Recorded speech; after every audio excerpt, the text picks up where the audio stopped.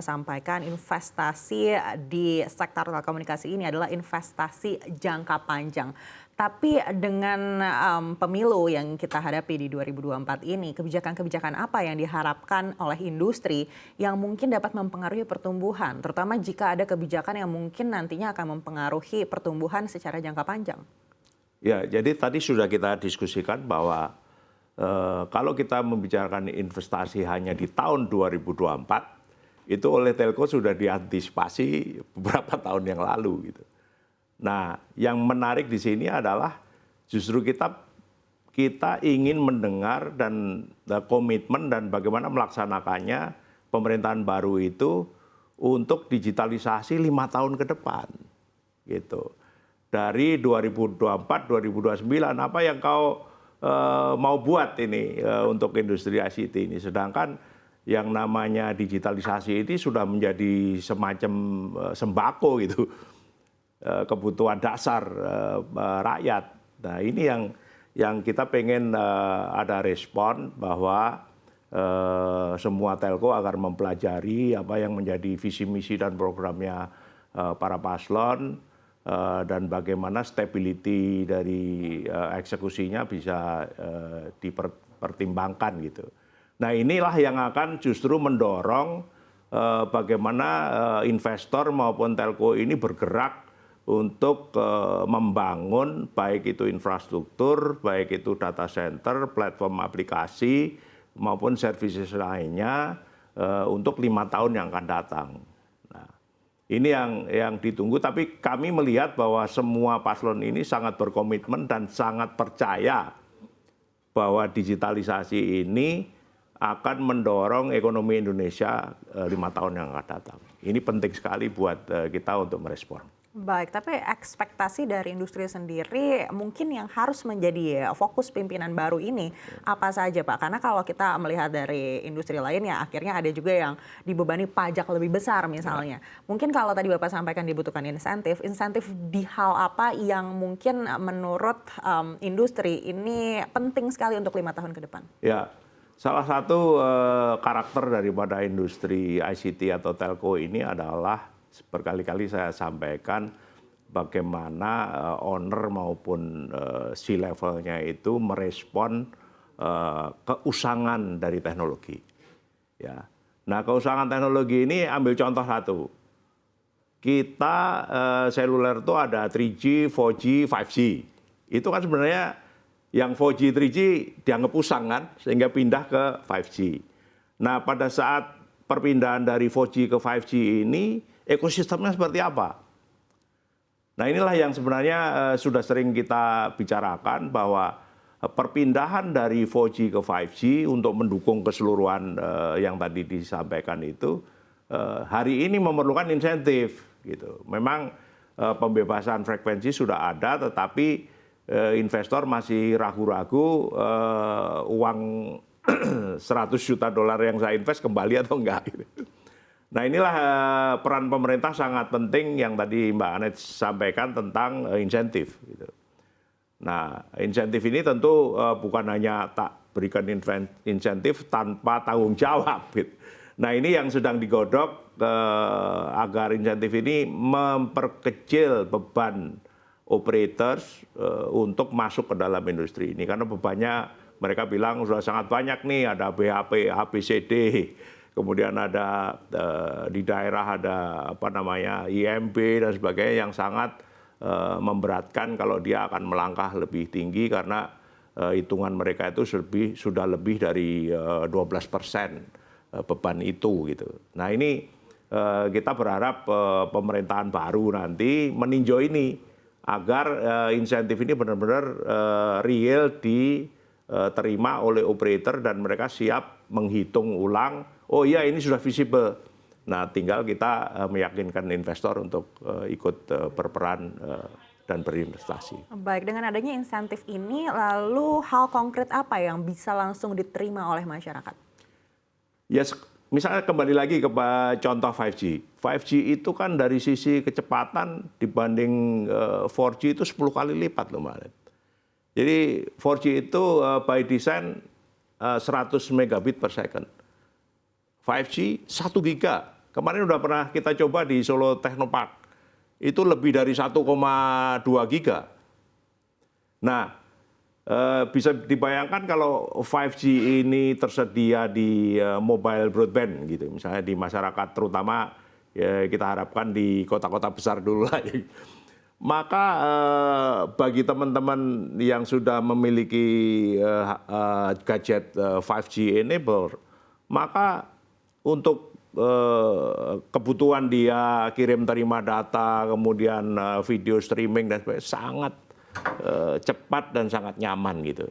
Karena di negara lain ini sudah pada menikmati nih, di Cina, Amerika, Eropa sudah pada menikmati. Nah, kita masih berusaha, mudah-mudahan tahun 2024 ini mulai ada suatu gerakan yang lebih cepat dan masif untuk 5G ini direalisasikan. Ini contoh aja ya 5G. Karena contoh yang lain tentu seperti kalau kecepatan sudah ada, data itu disimpan di mana? Ya, data centernya harus dibesarkan juga gitu. Untuk bisa melayani masyarakat maupun korporasi yang memerlukan penyimpanan data center itu tidak perlu berinvestasi di permisif dia sendiri. Gitu. Baik, bagaimana dari segi harga Pak? Karena kalau kita lihat internet ini kan sudah menjadi kebutuhan masyarakat begitu, tidak hanya yang di perkotaan tapi juga di pelosok kita semua membutuhkan akses internet. Apa yang bisa dilakukan agar mungkin pemerintah memberikan insentif ke sektor ini agar harga bisa terus ditekan, agar bisa dinikmati oleh lebih banyak lagi masyarakat? Ya, kemarin Pak Menteri Komunikasi Pak Budi Ari menyampaikan bahwa ada suatu patokan internasional lah ya. Tentang belanja per kapita internet masyarakat gitu. Nah, selama dia masih kurang lebih 1,22% dari total income per kapita, maka itu benchmarknya seperti negeri lain gitu. Nah, kita ini masih lebih rendah dari itu. Gitu. Nah, sehingga kalau kita hanya membicarakan harga, itu bisa aja rendah, tetapi volumenya berapa gitu. Jadi harga itu harus terkait dengan volume yang dikonsum. Dan kemudian totalnya itu dihitung berdasarkan berapa persen dari income per kapita dia. Kita masih rendah, jadi masih ada ruangan untuk harga dan volume ini dimainkan oleh operators. Dan belum lagi kita membicarakan pemerintah saat ini juga sangat ofensif sekali dalam rangka digitalisasi pemerintahan itu.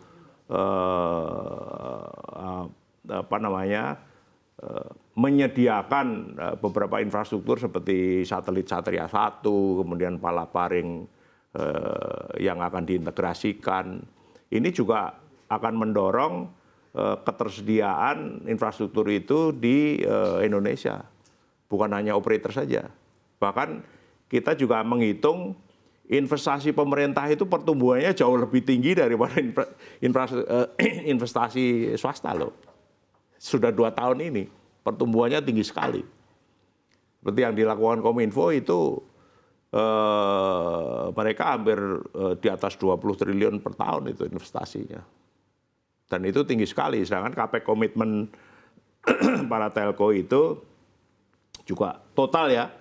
Itu saya simulasikan hampir 20 triliun juga. Jadi total telco itu capex komitmennya 20 T, hanya pemerintah total aja sudah di atas 20.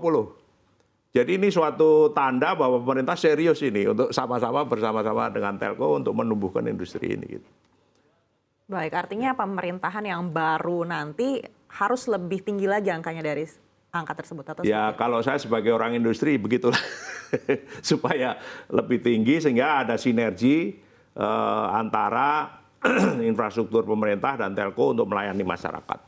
Baik, bagaimana kalau dibandingkan dengan negara-negara lain, dengan negara-negara tetangga kita? Seperti apa peringkat investasi telekomunikasi di Indonesia, baik itu investasi pemerintah ataupun swasta? Saya rasa kalau itu jumlah kita itu di ASEAN cukup tinggi ya, karena kita penduduknya lah yang kadang-kadang nggak comparable kan. Kita itu sering membandingkan antara Indonesia dengan Singapura gitu kan. Saya rasa kalau di ASEAN kita masih paling tinggi lah itu. Sehingga investor dunia pun masih sering berkeliling di tempat kita. Apa nih yang bisa dibantu untuk investasi, baik di bidang yang tadi saya bilang satelit. Ini satelit kan juga sudah teknologinya semakin major ke sini. Ada HTS, high throughput satelit, kemudian ada juga LEO ya, low Earth orbit, kemudian ini ada HAPS juga. Ini sangat penting juga kita mendorong ketertarikan investor karena Indonesia ini kan negeri dengan 17.000 pulau ya, dan ini sangat cepat deployment service-nya kalau kita menggunakan teknologi satelit.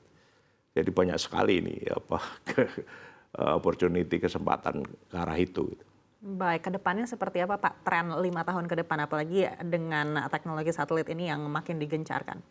Ya, lagi-lagi kalau kita bicara tren, infrastruktur itu kan hanya dua ya, antara speed yang bisa di provide, disediakan, yang tadi kalau kita memang menuju 5G berarti kita menuju 1 giga, ya, kemudian latensi rendah, di bawah 1 milisecond itu harus disediakan. Kemudian yang kedua yang tadi saya sampaikan, data center cloud itu juga harus segera dibangun, bukan hanya di kota besar, tetapi harus dipikirkan juga diversity-nya. Diversity itu adalah kalau kita membangun suatu node data center bukan hanya di Jakarta saja. Kalau ada apa-apa dia hilang gitu. Makanya dia harus dibangun di Sumatera, di Kalimantan, di Indonesia Timur dan sebagainya, sehingga interconnecting dari data center itu membuat suatu jaringan data center dan cloud yang sangat strong dan juga memenuhi kedaulatan Indonesia karena ada di negeri Indonesia. Ini juga perlu menjadi perhatian utama.